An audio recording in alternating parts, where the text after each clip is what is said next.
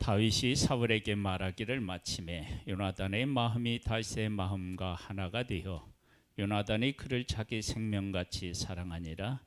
그날에 사울은 다윗을 머무르게 하고 그의 아버지 집으로 다시 돌아가기를 허락하지 아니하였고, 요나단은 다윗을 자기 생명같이 사랑하여 더불어 언약을 맺으며 요나단이 자기가 입었던 겉옷을 벗어 다윗에게 주었고 자기의 군복과 칼과 활과 띠도 그리하였더라.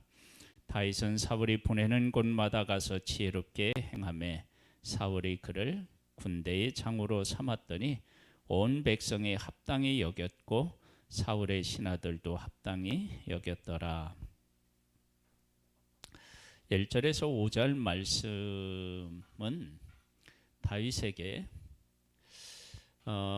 너를 내가 얼마나 귀하게 여기느냐라고 하는 것을 보여주신 것입니다.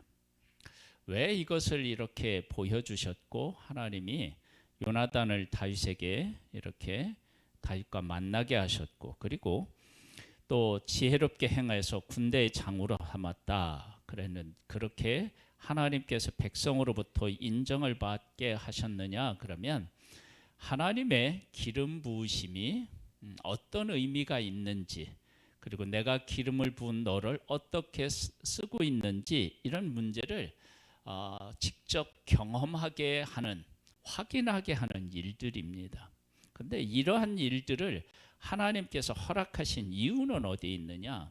6절로부터 이제 보면 이 사울이라고 하는 사람이 변덕이 얼마나 심하느냐, 그리고 다윗을 얼마나 미워했느냐, 그런 것들을 기록하고 있는데, 이것을 함께 이렇게 기록해 놓은 것은 뭐라고, 이제 무엇을 다윗에게 말씀하고 싶으셨느냐 그러면, 사울이 네게 행한 일과 행하는 일과 요나단이 너를 사랑하는 것과 백성이 사랑하는 것, 이것을 보고 사울이 너를 미워해서 죽이려고 하는 것을 중심에 두고 살 것이냐, 아니면 하나님이 기름 부은, 내가 기름 부은 것을 중심에 놓고 살 것이냐라고 하는 것을 물어보고 계신 거예요. 그러니까 우리들이 하나님께서 나를 들어서 어떠한 것들을 보게 하셨다 그러면 그 보게 하신 것 안에 모든 문제가 해결되는 게 아니라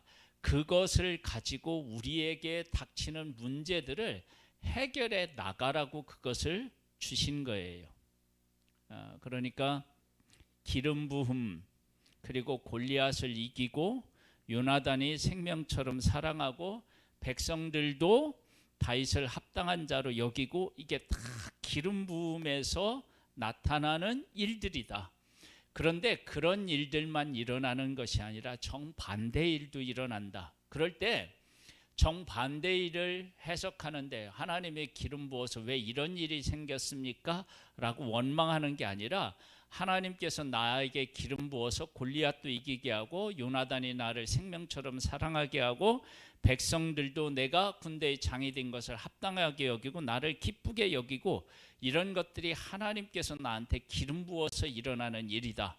근데 그렇게 그것을 믿고 어떤 일들을 해야 되느냐, 이제 6절로부터 보겠습니다. 무리가 돌아올 때에 곧 다윗이 블레셋 사람을 죽이고 돌아올 때에 여인들이 이스라엘 모든 성읍에서 나와서 노래하며 춤추며 소구와 경세를 가지고 왕 사울을 환영하는데, 누구를 환영해요? 사울을 환영하는데요. 여인들이 뛰놀며 노래하여 이르되 사울이 죽인 자는 천천히요 다윗은 만만이로다 한지라. 사울이 그 말에 불쾌하여 심히 노하여 이르되 다윗에게는 만만을 돌리고 내게는 천천만 돌리니 그가 더 얻을 것이 나라 말고 무엇이냐 하고, 이때 싸움에서 사울이 한 일이 없죠. 그럼 천천을 돌린다는 것만으로도 백성들이 사울을 무엇으로 여기고 있는 거예요? 왕으로 여기는 거예요. 그리고 다윗에게 왜 만만을 돌려요? 골리앗과 싸워서 이겼잖아요. 그러면 이건 사실이라고요. 사실. 그런데 이제 그렇게 생각하고 있었어요. 볼까요? 그 후에 그날 후에 이제 후로 사울이 다윗을 주목하였더라. 그 이튿날 하나님께서 부르시는 악령이 사울에게 힘있게 내림에 그가 집 안에서 정신없이 떠들어대므로 다윗이 평일과 같이 손으로 수금을 타는데 그때에 사울의 손에 창이 있는지라 그가 스스로 이르기를 내가 다윗을 벽에 박으리라 하고 사울이 그 창을 던졌으나 다윗이 그 앞에서 2번 피하였더라. 죽이려고 하는 거예요. 근데 여기 보면 하나님께서 부리시는 악령이 그러면 하나님이 부르셔서 그러면 지금 사울에게 이런 일들을 막 하도록 하나님이 부추기셨나요? 하나님이 부리시는 악령이 도대체 어떤 의미가 있어요?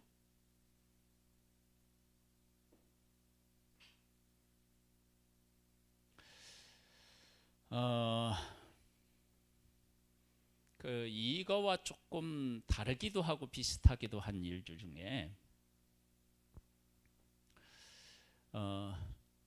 예수님의 제자 베드로가 예수님이 십자가를 지시려고 하는데 지지 말라고 했을 때 예수님이 베드로한테 뭐라고 하시죠? 사탄아 물러가라고 하죠. 그렇죠? 베드로가 사탄인가요?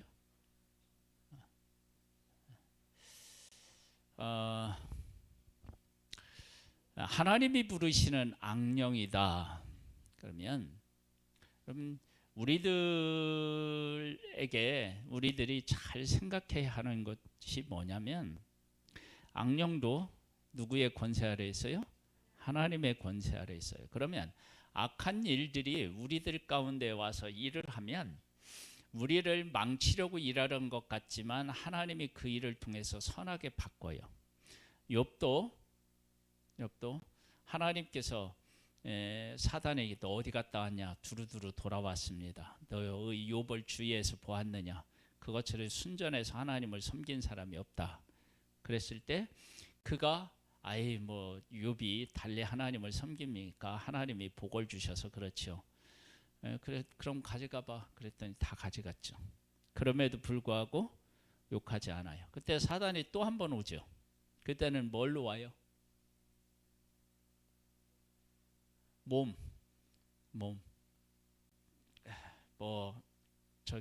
재산 잃는 거, 자식 잃는 거, 그거보다 더한 것이 내 몸이 아픈 거 아니겠느냐.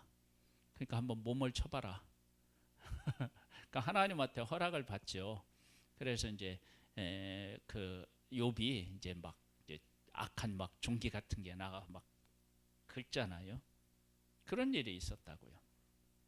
그렇다면 이런 걸 전체적으로 보면 이 악한 이 일과 다윗이 그것을 피하고 그 다음에 이제 또 일어난 일들이 쭉 길어졌어요.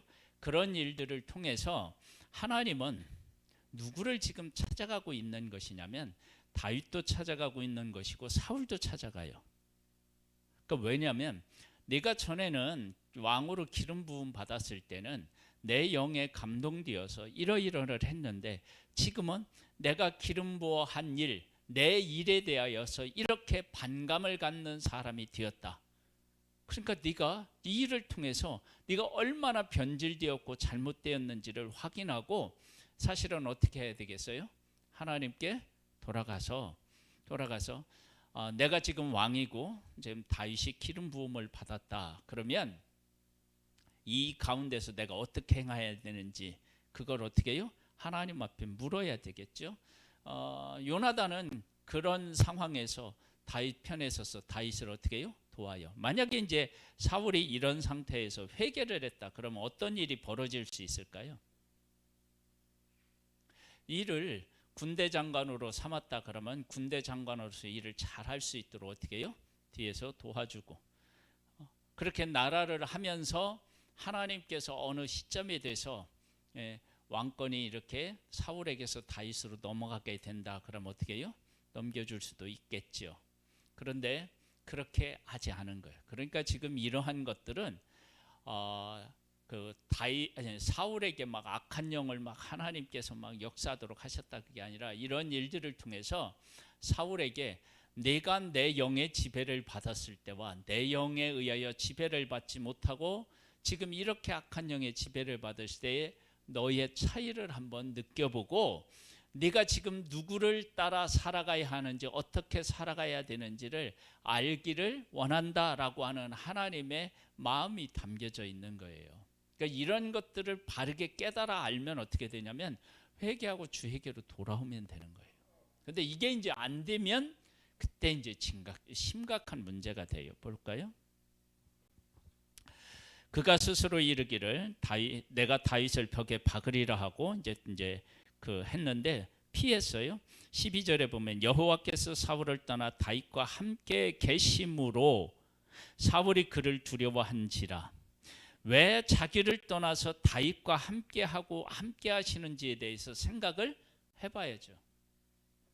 이 생각을 안 하는 거예요. 그럼 어떻게 하느냐? 그러므로 사울이 그를 자기 곁에서 떠나게 하고 그를 천부장으로 삼음에 그가 백성 앞에 출입하며, 이게 뭐냐면 같이 있으면 죽일 것 같으니까 내보낸 거예요. 그러니까 여기까지는 그래도 어떻게 해요? 괜찮아요. 왜냐하면 내가 함께 있으면 얘에게 해를 가할 것 같으니까 보내는 거예요. 그러면서 15절에 보면 이렇게 해요. 사울은 다윗이 크게 지혜롭게 행함을 보고 그를 어떻게 해요? 두려워했다. 그러면 다윗이 그렇게 될 수 있었던 것은 누가 함께하기 때문에 그래요? 하나님이. 그래서 우리가 본질적인 것들을 바르게 깨달아 알고 그 안으로 돌아가야 되는 거예요. 그러니까 시기하고 질투한다고 되는 문제가 아닌 거예요. 근데 우리들은 쉽게 어떻게 하죠? 시기하고 질투해요. 사람이 다른 사람에게, 내가 다른 사람에게 하지 말아야 될 인생의 지혜, 이런 것들 중에요, 핵심적인 게 뭔 줄 알아요? 속마음 털어놓지 마라. 내 속. 사람들은 내가 속마음 털어주면 다 알아줄 것처럼 얘기하는 사람, 이렇게 하는 사람은 진짜 만나기 어렵고, 대부분의 사람은 어떤 사람이냐면 내가 이렇게 어려움에 처해 있다, 이런 문제가 있다 얘기를 하면 박수치기고요. 속으로, 겉으로는 못하죠. 뭐 걱정하는 것 같으면서도 박수치고요. 그 다음에 나 걱정해 주는 것 같으면서도 고세하고요. 이런 부분들이 있어요. 사람들의 마음이 악합니다. 생각보다.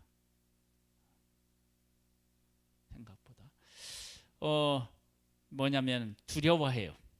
온 이스라엘과 유다는 다윗을 사랑하였으니 그가 자기들 앞에 출입하기 때문이었더라. 그랬는데 출입한다는 것은 뭐냐면 그들이 갖고 있는 아픔과 괴로움, 이런 것들을 함께 한다는 거예요.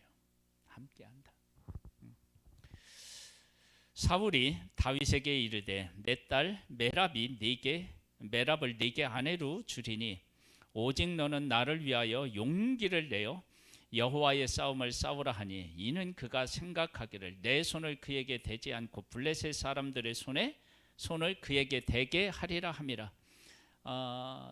다윗을 죽이려고 누구를 이용하는 거예요? 딸을 이용하는 거예요. 여러분, 사람이 이렇게도 악해질 수 있어요. 창세기에 보면 라반도 두 딸을 가지고 뭐를 했다고 해요? 나중에 보면 야곱이. 그리고 그 딸들이 뭐라고 얘기하죠? 아버지가 우리들로 인해서 어떻게 해요? 물질적인 것들을 다 그 이득을 취해가는 그런 아버지로 묘사해요. 그게 맞는 것은 조카인 야곱을 통해서 어떻게 해요? 거의 그들 결혼하는 것이 품삯이고요. 품삯을 제대로 안 주니까 그로 인해서 이익을 엄청나게 많이 본다고요. 사람이 악해지면요, 그럴 수 있습니다. 그럴 수 있어. 한 번 더 볼까요? 다윗이 사울에게 이르되 내가 누구며 이스라엘 중에 내 친속이나 내 아버지의 집이 무엇이기에 내가 왕의 사위가 되리이까 하였더니 사울의 딸 메랍을 다윗에게 줄 시기에 무울라 사람 아드리엘에게 아내로 주었더라. 약 올리는 거예요.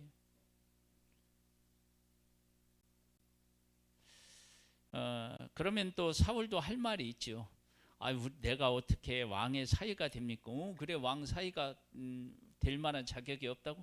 알았어, 그럼 내가 다른 사람한테 주지. 이렇게 얘기할 수도 있단 말이에요. 근데 이제 그렇게 됐어요. 그걸로 끝나는 게 아니에요. 사울의 딸 미갈이 다윗을 사랑하며 어떤 사람이 사울에게 알린지라 사울이 그 일을 좋게 여겨 스스로 이르되 내가 내 딸을 그에게 주어서 그에게 올무가 되게 하고 블레셋 사람들의 손으로 그를 치게 하리라 하고 이에 사울이 다윗에게 이르되 네가 오늘 다시 내 사위가 되리라 하니라. 다시 이렇게 하는 거예요. 여러분, 이 정도면은 다윗 입장에서 어떻게 해야 되나요? 내가 왕 사위가 안 되고 말지. 이게 이제 보통 우리들의 생각이잖아요. 근데 이제 어떻게 하느냐? 사울이 그의 신하들에게 명령하되 너희는 다윗에게 비밀히 말하여 이르기를 보라 왕이 너를 기뻐하시고 모든 신하도 너를 사랑하나니 그런즉 네가 왕의 사위가 되는 것이 가하니라 하라. 사울의 신하들이 이 말을 다윗에게 전하매 다윗이 이르되 왕의 사위 되는 것을 너희는 작은 일로 보느냐? 나는 가난하고 천한 사람이라 한지라. 사울의 신하들이 사울에게 말하여 이르되 다윗이 이러이러하게 말하더이다 하니 사울이 이르되 너희는 다윗에게 이같이 말하기를 왕이 아무것도 원하지 아니하고. 다윗이 이렇게 나올 것을 알았나요? 몰랐나요? 알았죠. 알아서 그렇게 나올 것이다. 알고 그렇게 얘기한 거예요. 왜냐? 자기가 막 다 나서서 이걸 하면 사람들도 뭐라 할 수도 있고 눈치챌 수도 있으니까 이렇게 얘기한 거예요. 그 25절에 사울이 이르되 너희는 다윗에게 이같이 말하기를 왕이 아무것도 원하지 아니하고 다만 왕의 원수의 보복으로 블레셋 사람들의 표피 100개를 원하신다 하라 하였으니 이는 사울의 생각에 다윗을 블레셋 사람의 손에 죽게 하리라 함이라. 이런 것을 알았다 그러면 우리는 어떻게 해요? 뒤도 안 돌아보고 잘 먹고 잘 살아라. 그리고 갔을 거예요. 근데 거기에 대한 다윗의 반응이 뭐냐 그러면 사울의 신하들이 이 말을 다윗에게 하려매 다윗이 왕의 사위 되는 것을 어떻게 했다고요?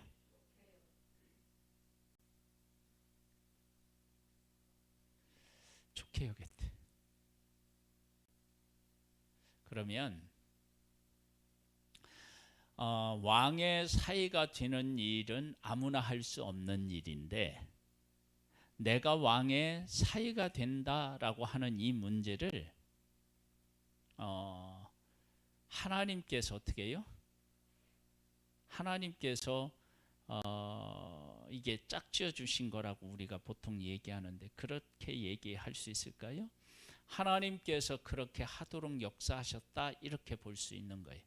그러니까 다윗이 하나님의 기름 부음을 받은 사람이고 다윗은 사울은 버림받은 사람이에요.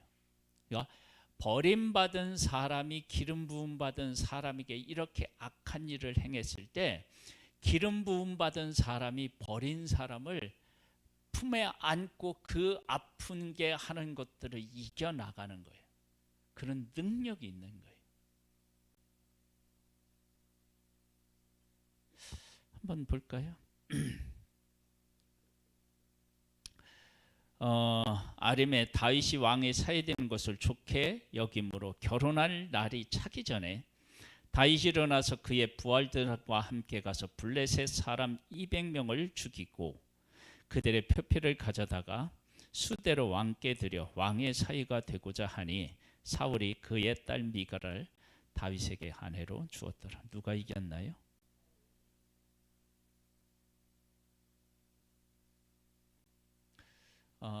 진정한 승리는요 이렇게 하는 거예요.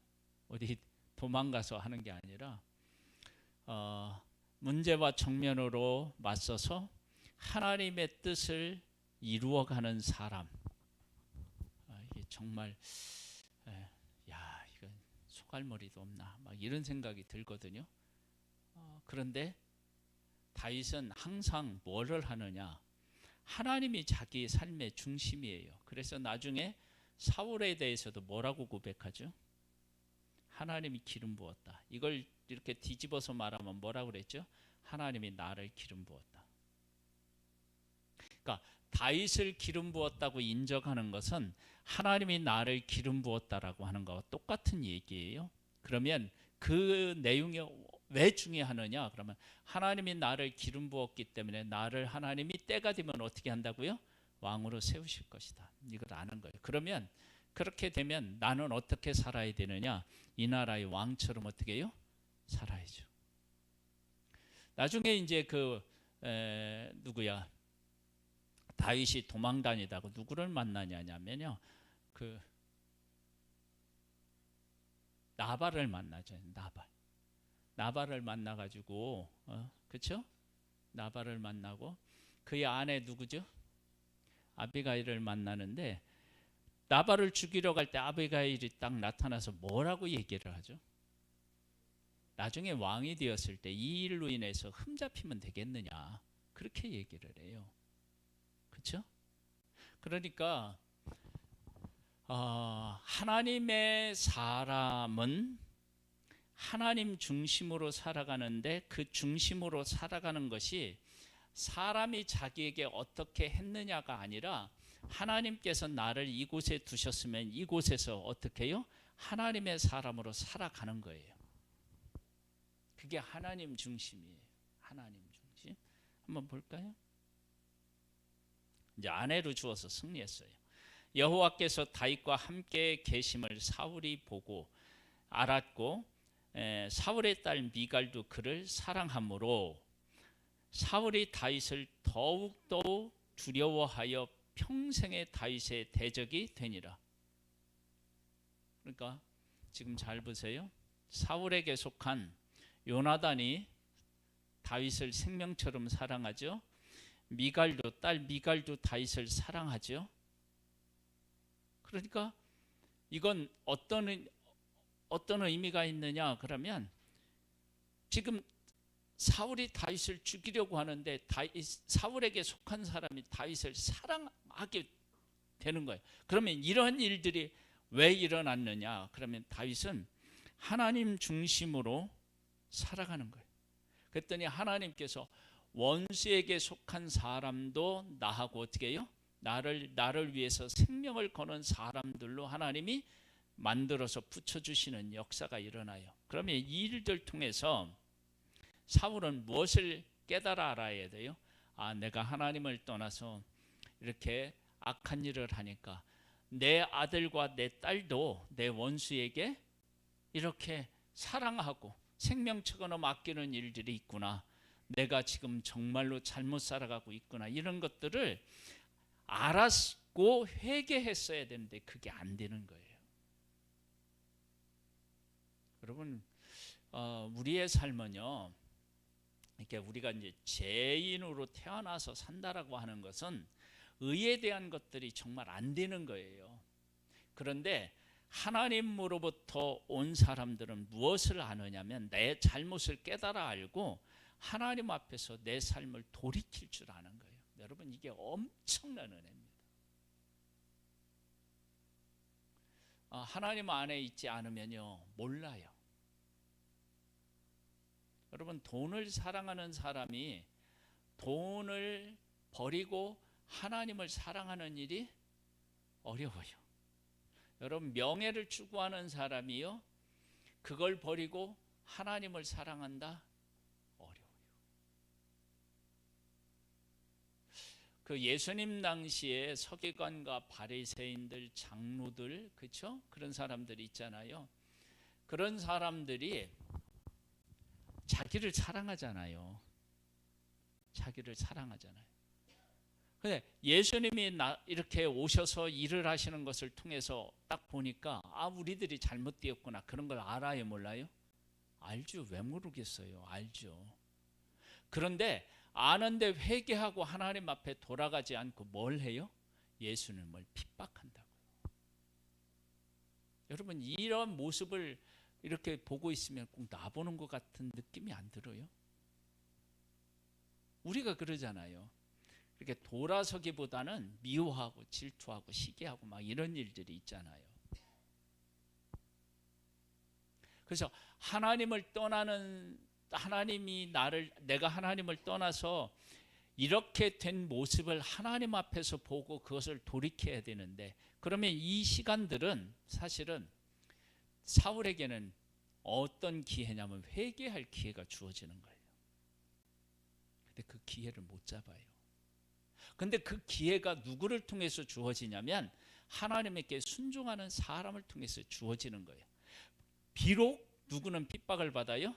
다윗은 핍박을 받지만 이것이 사울에게는 기회로 주어진 거예요. 그러면서 이렇게 주어지면서 무엇도 또 있느냐 그러면, 다윗 입장에서 보면 다윗은 한 나라의 하나님의 기름 부으신 왕이 하나님의 은혜와 사랑을 깨달을 수 있는 기회를 제공하는 사람이 되는 거예요. 그러니까 내가 핍박만 받는다고 생각하는 게 아니고, 그렇게 하나님께서 기름 부은 왕이 하나님 앞으로 돌아올 수 있는, 내가 이렇게 잘못된 자리까지 내려갔구나, 그것을 깨닫고 돌이킬 수 있는 기회를 누구를 통해서 주느냐면 하나님의 사람을 통해서 주는 거예요. 그러면 그런 것들을 준 다윗을 그렇게 하나님의 어려운 가운데서 충성하는 그런 이 다윗을 하나님은 어떻게 해요? 생명을 보호해 주실 수밖에 없는 거예요. 제가 그 창세기의 이제 후반부에 나오는 요셉이라고 하는 사람을 묵상하면서, 처음에는 이제 요셉이 대단하다, 흠이 없는 사람이다, 그렇게 봤다가 요셉이 형들한테 자기의 정체를 드러내지 않잖아요. 그렇죠? 그래서 형들이 막 괴로워하고 막 힘들어해요. 그러면서 요셉을 흉을 봤어요. 그러다가 또다시 요셉을 보니까 요셉이 형들을 알아보고도 자기가 동생이라는 거 안 밝히잖아요. 그리고 그 중간중간에 요셉이 뭐를 하느냐면 막 형들 때문에 막 이렇게 감정이 복받쳐서 막 울어. 그렇죠? 그리고 눈물 딱 아무 일 없었던 것처럼 닦고 세수하고, 그리고 이제 다시 와. 그런 일들이 있잖아요. 요셉이 왜 그렇게 했을까? 자기 이렇게 신분을 밝히지. 그리고요, 더 이해가 안 되는 건 뭐냐면 7년 풍년이 들었을 때, 그리고 7년 흉년이 듣고 이랬을 때 내가 총리야. 그냥 그렇게 될 하나님의 뜻을 다 알고 있어. 그러면 제대로 된 자식이라고 하면 아버지한테 가서, 아버지 7년 동안 흉년이 들 거예요. 아니 풍년이 들 거예요. 이때 곡식 잘 이렇게 해놓으시고요. 일을 해야 되는 거 아니요?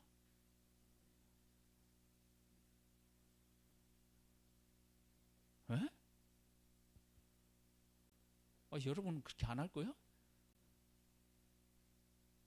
근데 왜 안 했어?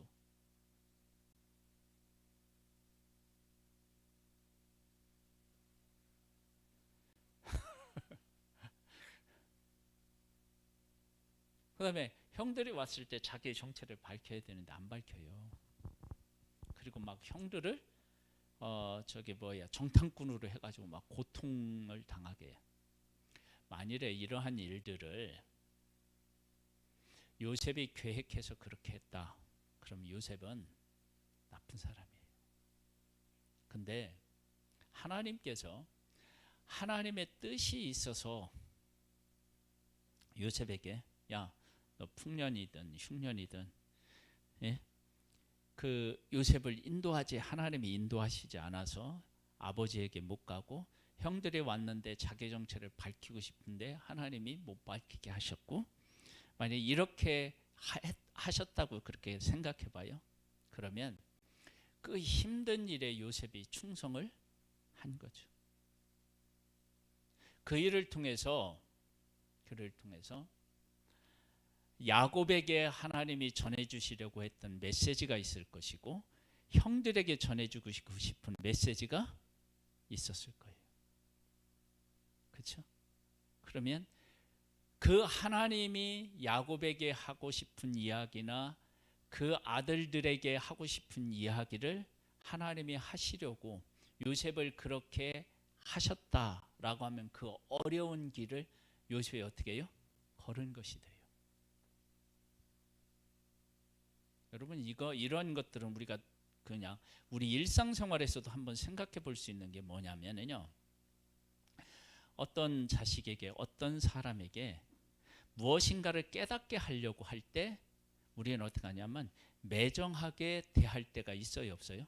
있잖아요.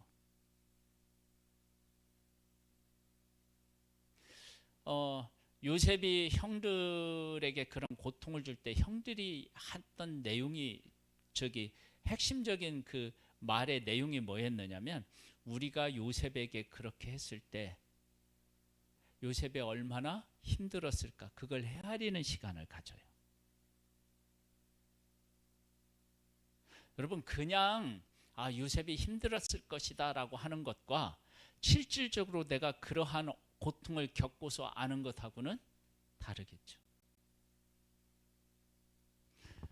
요셉은 나중에 이제 창세기 50장에 가보면 형들이 아버지가 죽은 후에 원수 갚을까봐 와서 형들이 무릎 꿇고 아버지가 우리를 용서하라고 하셨대 막 이렇게 얘기를 할 때 어떻게 해요? 울어요. 그러니까 자기는 이미 다 용서하고 했는데 형들이 그걸 어떻게 해요? 못 받아들인 거예요. 그러니까 하나님께서 우리를 깨우치기 위해서 하셨던 일들을 잘 이렇게 해석해내야 돼요. 해석. 누가복음 15장의 탕자 비유에 나오죠. 실질적인 탕자는 누구라고 얘기해요? 보통 큰아들이라고 얘기해요. 그러니까 내 것은 다 내 거야, 네 거야. 아버지는 그렇게 생각했는데 아들은 어떻게 생각했어요? 염소 새끼 한 마리도 잡아주지 않는 그런 아버지로. 근데 왜 염소 새끼 한 마리를 안 잡아줬어요? 잡을 수가 없었어요. 왜냐하면 아들이 나가서 허랑방탕하게 하고 그러는데 집에서 잔치를 벌이기가 어려운 거예요. 그것이 아버지가 가지고 있는 아들에 대한 사랑의 깊이인데 그걸 아들이 못 알은 거예요. 형이 그걸 모르는 거예요. 여러분, 우리들이 살아가는 삶에 있어서요 이루어지는 일들을 하나님의 관점으로 잘 봐야 돼요. 그러니까 지금 다윗이 이렇게 계속 막 속이고 막 자기를 죽이려고 하는데도 다윗을 사울 곁에 있게 하고 그 위험 속에서도 그곳에 다윗을 놓은 것은 다윗에게 있어서 하나님께서 주신 사명도 있지만 그 다윗을 통해서 하나님께서 누구에게 말씀하시고 싶은 이야기가 있냐면 사울에게 말씀하고 싶은 이야기가 있는 거예요. 그런데 그것을 다윗이 거절하고 다른 데로 가버리면 그렇게 메시지를 전하는 것을 사울이 어떻게 해요? 들을 수가 없는 거예요. 이 위험한 자리에 하나님의 사람을 보내서 그를 지켜주시는 거야. 그렇게 지켜주시는 것을 어디부터 하나님이 다윗을 훈련시켰냐면 양을 칠 때부터 훈련시키고요. 그 다음에 또 누구요? 골리앗 앞에서 그렇고. 그래서 사울이 자기를 죽이려고 하는데도 하나님이 나를 보호하시면 그가 해할 수 없다. 그리고 하나님이 나를 이곳에 있게 하셨으면 이곳에서의 사명이 있다. 양을 칠 때는 양을 보호하게 하기 위해서, 전쟁터를 갔을 때는 적과 싸우게 하기 위해서, 이곳에서는 내가 하나님께서 나를 기름 부어서 사울의 신하로 내가 충성을 다하도록 하나님께서 이곳에 보내주셨다. 이런 해석을 하고 그 자리에서 충성을 하는 거예요. 그렇게 되면 어떻게 되느냐? 사울은 다윗이 충성으로 인해서 하나님이 그에게 주시는 기회의 시간, 깨닫는 기회의 시간을 갖게 되고 하나님께서 얼마나 자기를 다시 품기를 원하시는지를 아는 그런 것도 깨달을 수 있는 기회도 되는 거예요. 그래서 우리들이 하나님께서 나한테 어떤 복을 주시겠다고 하는데 왜 고난 속으로 밀어넣느냐, 그렇게 생각해 버리면 우리는 하나님을 오해할 수 있는 소지가 있지만, 그렇게 사명적인 측면으로 이 문제를 생각하면 전혀 다른 해석이 나와요. 그러니까 하나님의 백성들을 다스릴 최초의 왕이 사울인데, 이 왕이 하나님을 떠났어. 그러면 하나님의 입장에서 보면 이 왕이 다시 하나님 앞에 회개하고 돌아와서 하나님을 잘 섬긴다면 얼마나 이게 귀한 일이 되겠어요. 근데 그러한 일들이 그냥 안 되잖아요. 어떻게 해요? 그러한 일들을 할 수 있는 누군가를 보내야 되잖아요. 그 보내진 사람이 누구냐면 다윗인 거예요. 그러니까 지금 이런 일을 겪는, 죽음의 그 위협을 느끼는 그 자리에 있는 것이 다윗에게 있어는 어떻게 해요? 사명을 감당하는 거예요. 근데 내가 기름을 부어 받았기 때문에 그 사명이 주어지는 거예요. 그러면 내가 힘들다고 내 편한 자리를 찾아가려고 애를 써야 되겠어요? 아니면 이 일들을 잘 감당해야 되겠어요?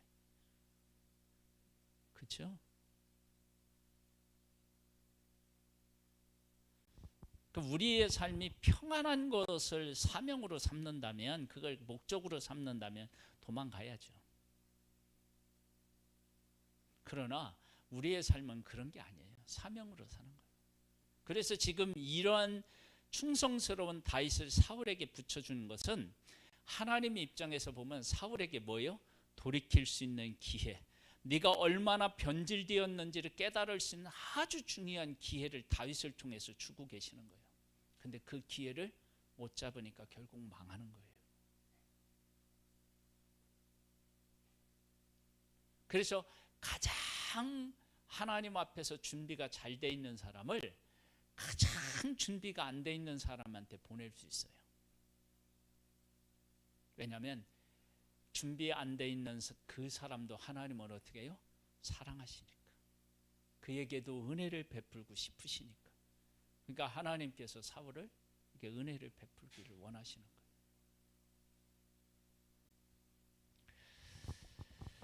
블레셋 사람들의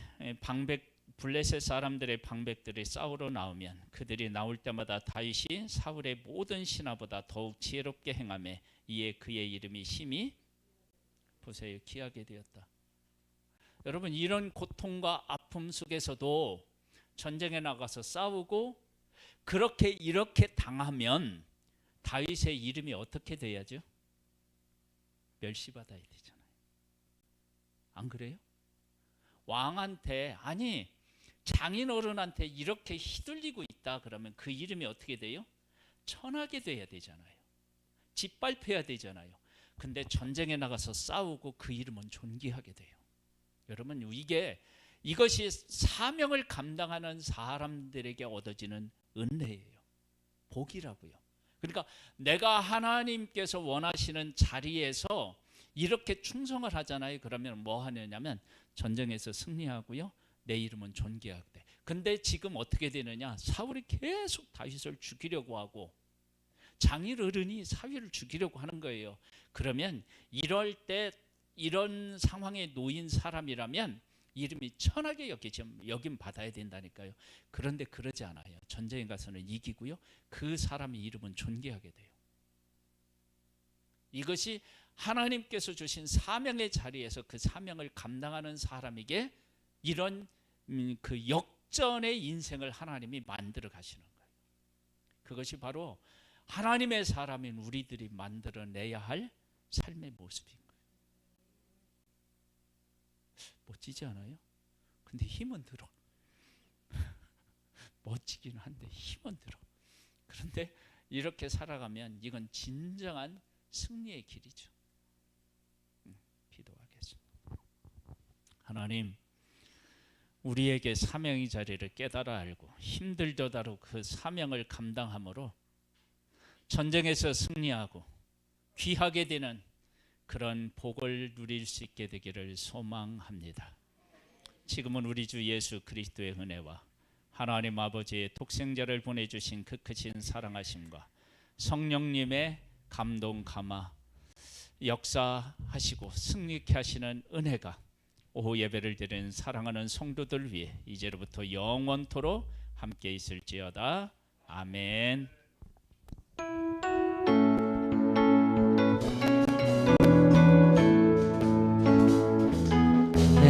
저 바다보다도 더 넓고 저 산과 하늘보다 더 높은 주님의 은혜가 이곳에 가득해